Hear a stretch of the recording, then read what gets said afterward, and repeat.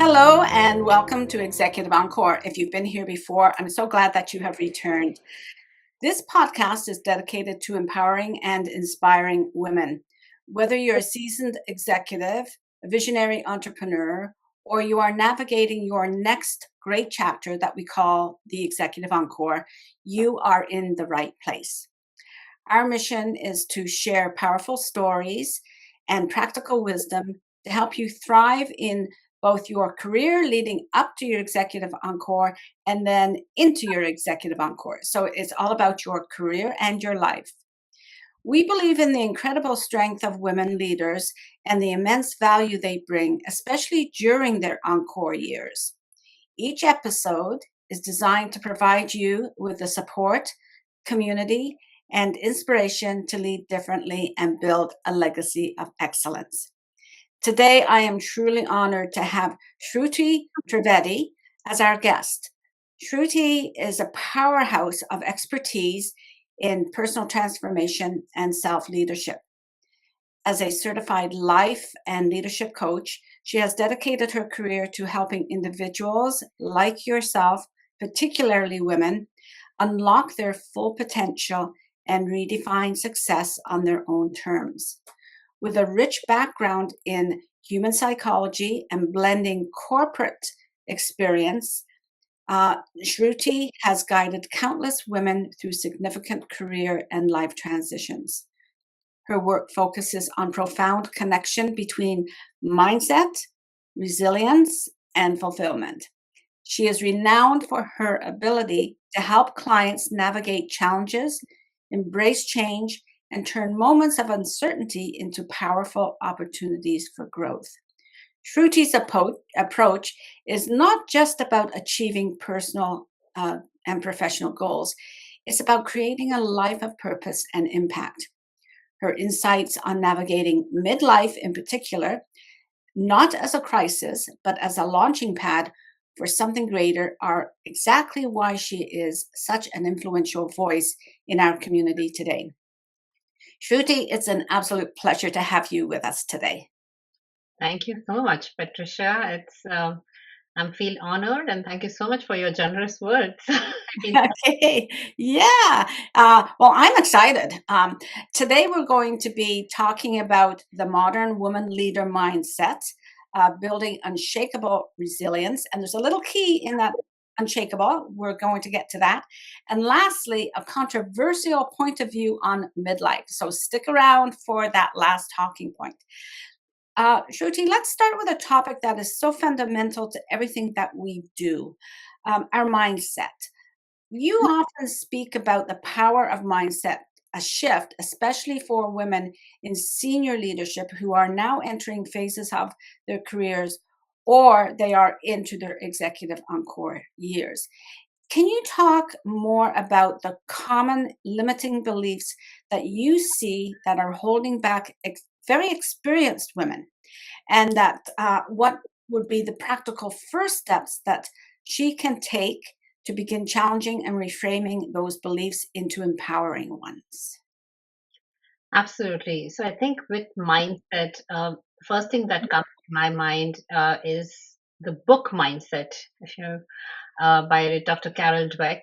It's I read it a couple Mhm. of years back, and it introduced me to these two different types of mindset: fixed mindset versus growth mindset. I was definitely a fixed mindset type of a person, believing in certain things that this is what success looks like, the stories that we are telling ourselves. Mhm. Uh, and it that book just opened the doors for me of growth mindset. Like failure is actually good, and I was like, really, how can failure be good? And, and failure actually means you're learning. So I even now when I fail an exam or a certification exam, I say I didn't fail, I didn't pass. First of all, I don't use the word fail, and I learned from the process itself. It's all Yes. learning and never a failure. So I think that overall mindset shift has turned me into this different version of me. That gives me so that I look for positivity around now. Like, even if there is something negative, I try to look okay, yeah, this is not something negative, positive, but what can we look, something positive that can happen? Mhm. And I think for me in midlife, I'm 41 now, um, with the mindset change of career change that have taken, it's too late, right? We've always tell ourselves it's too late. From that mindset to just saying, I'm just getting started, and learning is lifelong. There's no age to learning. I am just getting started with more wisdom and more clarity. Yeah, that was such a great example where we come to a point in our life when we look at what we haven't achieved, maybe, or what may have been failure, and that's really not the growth mindset. The growth mindset is, like you said, I'm 41. I'm going to take what I've experienced over the last 41 years, and now I'm going to use it to make the next 40 years even better, right? That's growth mindset. Good. That's a great example. Tell us a little bit about this word resilience. We hear it so much. It comes into our creeps into our mindset as well. Um, and we hear a lot about putting it into practice during tough times, and that it can be a real challenge. Many of our listeners have navigated significant professional and personal hurdles already. Based on your experience, what are the core components of what you call genuine resilience? I love that. How can women proactively cultivate this genuine resilience through inner strength? The best way I can describe redefining resilience is not bouncing back, but moving forward Mm, as who you are now. Because mhm, when we reflect on our past, there'll always be things where we'll say, "Oh, we shouldn't have done this," or but we just need to move forward with whatever we have, and I think that's just the best way I can describe it. Uh, mhm, Resilience. I think it's absolutely necessary to move forward with what. mhm, mhm. Or even bound forward, right? Like Mhm. jump into it, go forward. So it's not just about surviving, is it? It's about Yeah, and partner with your nervous system. I and it's necessary because what our brain says and what our mind says are completely opposite, and we have this conflict within us where mhm, we're telling our minds something, and there is a fight going on within ourselves. I call it like the angel and devil version of ourselves as well, where we are just conflicting within. So just partner with your inner self, and, yeah. and then it's easier to move forward. This And then brings mindset and resilience also go along hand in hand. mhm, mhm. This comes at a good timing. I recently published a blog and the newsletter talking about how women in particular have taken on this strength and resilience because we've been told to, or we've heard messages about toughing it out, right? Mhm. But during those times when we're toughing it out, we're spending an awful lot of energy that is not moving us forward. It's just being tough in that moment. Mhm. So I think this came up at a really good point where it's all about us doing our inner work and using that inner work and the positive energy from the inner work to bound forward or move forward. So that that's a great way that you have expressed that as well. And to me, that's what genuine resilience is. It's not about toughing it out, right? It's about looking at what we can put in place that we already know. We know we've gone through some of these things before. So bringing that forward and helping that to uh, drive the inner empowerment for ourselves, right? Absolutely. I think we've also our upbringing is that such that we've all told to be the strong women, the brave Yes. women. Even if we experience any loss or any grief, we cannot cry, just be move on, time will heal. We've been given these All phrases those, to use, yeah, which I believed in it because felt that was the right thing. yeah. Uh, since I have had my own transformation, I think I started now advocating that you don't have to be tough. If you feel that you're allowed to be vulnerable, I think the best thing. You're allowed Mhm. to be Mhm. vulnerable. But if it's in front of your kids, you're allowed to cry in front of them. Just feel what you're feeling. Mhm. Mm. Absolutely necessary, and listen to yourself. It's Yeah. necessary that we avoid our feelings, and then we just like, if I remember the times I had to be vulnerable or I had felt like crying, I used to rush to the bathroom, cry, and then come outside, put on some heavy makeup to hide my feelings.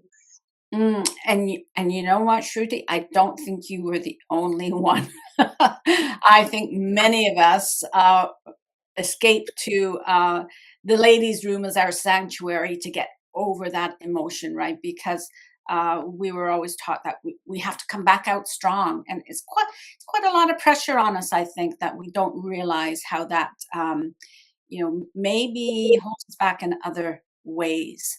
So now I want to take us to the controversial talking point about midlife as a launching pad, not a finish line. I Mm. love your perspective on reframing midlife.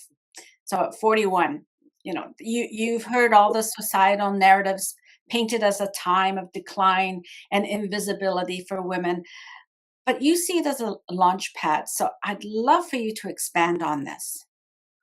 Absolutely. I would say midlife is not the end of the story. It's, I think, maybe the most honest chapter. And like I also said, turning it's too late into I'm just getting started. Yeah, Good. Good. it's absolutely necessary, because that's the best way we can approach, because uh, y- it's, you can. And I Mhm, say that with my own experience. I feel more energized than ever. I feel more fulfilled than ever. mhm, I truly believe we all have a purpose in life. mhm, And, um, the society has designed a template of life mhm. that you have to achieve certain milestones at a certain age, Yes. and we follow that template. We are all supposed to follow that template. Mhm, We waver from that template, we are considered risky or reckless. Uh, and I think there should be a time, at least if not in your early 20s, at least in midlife, if there is a realization, which happened to me, where I was checking all the boxes that are necessary for a successful life. I had a wonderful job, 3 kids, a family, a husband, and a wonderful family and a network. However, I felt something was missing. I didn't understand what was missing. mhm, And that's where when I made my career shift from IT to coaching, which felt really reckless, but it mhm, more fulfilled than ever. I mhm, I enjoy what I'm doing. I'm having this conversation with you right now, which I'm enjoying. I, it just feels so fulfilled, like my life purpose is getting. I'm getting to my life purpose on a daily. mhm, mhm. It's Or you're building your life purpose, right? Rather than getting to it, you're building it. absolutely. Yeah. So I'd like to talk about what you think are some of the unique advantages and opportunities that women in their encore years, which you're not there yet, but in a way you have, uh, you've come into an encore period of your life. Okay, after corporate, you've now come into where you want a different life and a more fulfilling life. So that's very much the same as for women who go through corporate life up to 60, okay, 50, 60, and then they want to know what's next. So I'll ask you the question again. I sort of presented that scenario first. How can they leverage the best of their accumulated wisdom and the experience so that they can launch into something new, or pivot their lives and their careers, or create something more meaningful or with more impact in what we could call the vibrant chapter of life? Absolutely. So I think the first thing is listen to yourself. Mhm. There will be some inner calling within you that you might consider as a hobby. So start making a list of your hobbies itself. That would be your first go-to list. And then to unlock your transformation, I think going a little bit in depth, I think there are three layers that I consider, three layers to unlock your transformation. First is the mindset that we talked about. Mm-hmm. And then money, of course. We all need our finances to be good. Now, aligning those three. So Mm-hmm. I think one of my strengths that I help women with is, I think, getting who feel stuck at this age, in this midlife, emotionally, professionally, and financially. Get clear on what they want, to take some brave steps and doable steps, Mm-hmm. what they can take with. Um, Look at these three layers: mind steps, the stories that you're telling yourself, the habits, building consistent, small, tiny habits to start off with, and then money. We all need to pay our bills. So whether it supports or sabotage your next chapter. So Mm-hmm. when these three line up, then you finally can say that I'm myself again. So Mm-hmm. I truly feel that, and it's all with my experience that I'm speaking of, because I like I said, it was my inner calling. I was trying to push it down, doing my job, and then I just, after I watched podcasts, and then it came up to me, like, this phrase last year, it came up to me so many times: believe in yourself. Mm-hmm. Mm-hmm. That's where I said, okay, let me look up everything. And then I looked at my finances. They were okay. So I was ready to take this next chapter, maybe risky chapter, I can say. But now I can just feel that transformation happen, and with the mindset change, the habits that I built up, Yeah. I feel so fulfilled now. That's great to hear. I'd like to add to that, believe in yourself, and that is building trust in yourself as well. You can believe yourself, but self doubt will creep in every now and again if things aren't going exactly the way you plan. But to be able to have that foundation of self trust, to know that anything that comes up, you can deal with it with grace or positive energy or the growth mindset, all those things that are really good skills and habits for us to build. So, Shruti, this has been very empowering and insightful. The imposter syndrome will creep in multiple times. But today, Yeah, uh, imposter syndrome there will be times where I'm like, can I really do this? Am I really fit for it? yeah. And Well, that's the strategies you need to learn, that yes, I can do it. Or yeah. what will happen? I mean, Trust so trust yourself, and you can always change course anyway, right? That's the other thing, is that you may have this great plan ahead of you, but I've started to, like, some of my members now in my membership. They're talking about, rather than it being a challenge, it's an experiment. So it doesn't feel so heavy. So they're trying these experiments in their life. And I think this talks to the growth mindset, and also damping down that imposter syndrome. No, you are you. You're not an imposter. You're trying this experiment to see how it works for you, right? absolutely. So your wisdom on building resilience, like that genuine resilience, is very important for reframing midlife as such a powerful launching pad, and it will undoubtedly resonate deeply with many of our listeners. I know it will with our members. Thank you for your generosity and your expertise. Even as a 41-year-old, I just love it when a 40 something comes on. And yeah, that seems to be the decade of where our wisdom really blooms, and then it keeps on blooming. So thank you so much. Um, I ask all my podcast guests about a moment when they realized that they wanted to remaster their lives and work. Now, you talked a little bit about your experience. And some women tell me, oh, there were many times. So I'd like to ask you, what is the one time that really stands out for you when you realize that you'd like to remaster your life and work? For me personally, it was when I finally said yes to therapy, and that's what I highly advocate for mental health. I Mm-hmm, ignored my mental health for over 11 years. I'm mm-hmm, blessed with three beautiful children. However, I've also lost three babies. mm, For me, it took more than 11 years to finally say yes to therapy. And honestly speaking, I went to therapy with a very negative attitude. Like, the therapist is going to be like, you've had your losses so long back and you're blessed with children, three beautiful kids, you have a job, you just want to create problems. But on the contrary, the therapist was shocked and she welcomed me and gave me the validation. I needed that validation. We always talk about we don't need validation from others and believe in yourself. But in that point of my time, I needed the validation from my therapist to tell me that whatever I'm feeling, that whenever I'm getting these panic attacks, it's okay to feel that way. And I think for me, that was the most, I mean, the peak of that moment where I felt okay.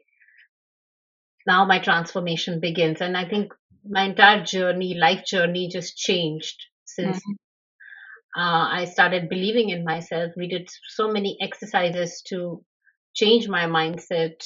And I think that's where I started advocating about mental health openly, because I observed that mental health is so unspoken about. It's mm, There is so much stigma around it. And mm. my life mission now, where I want to talk openly and break that stigma. Mhm, mhm. And that gets back to the messages that we have received that we need to be strong. Well, sometimes we also need a lending hand as well, right? So, yeah, thank you for sharing that. So to all our listeners, I hope you feel as inspired as I do right now, listening to someone who's just going into her 40s, still early in her 40s, and the wisdom that she brings into that decade. And in many ways, it's just the beginning of embracing the power of mindset, building genuine resilience, and viewing the next chapter as your greatest opportunity. To continue this conversation, please connect in the community of like minded women. I invite you to visit my website at patriciamuir.com. There you can learn more about the programs, including the Executive Encore Network for Women, and find resources designed to support your growth.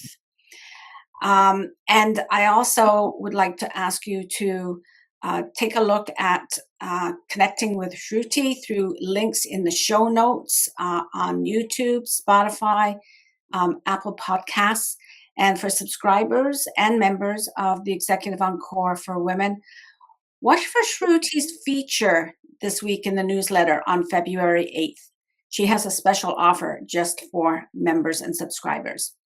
If you're not already a subscriber and you'd like to be before Sunday, this Sunday, and get the Sunday newsletter, see the QR code on YouTube up in the corner. You'll be able to sign up for the newsletter there, or look in the show notes as well on the podcast and in YouTube. Subscribe to Executive Encore on YouTube and wherever you get your podcasts. I would be so grateful if you could leave a comment or a review, as it helps other women just like you to find our community. Read this week's blog featuring this conversation with Shruti.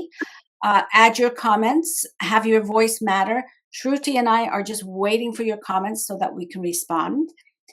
When you subscribe to the newsletter, you will also receive VIP access to other resources and other podcasts guests have provided. For more resources and to join the conversation, visit my website at patriciamuir.com and follow me on LinkedIn as well. Remember, this is where your executive encore begins. This is where you start to live, work, lead differently with self trust and a belief in yourself and healthy boundaries and a healthy mindset. Until next time, take care of yourself, do what's best for you, and don't jeopardize what you've built for yourself. Bye-bye. Thank you so much, Patricia. You're welcome, Shruti.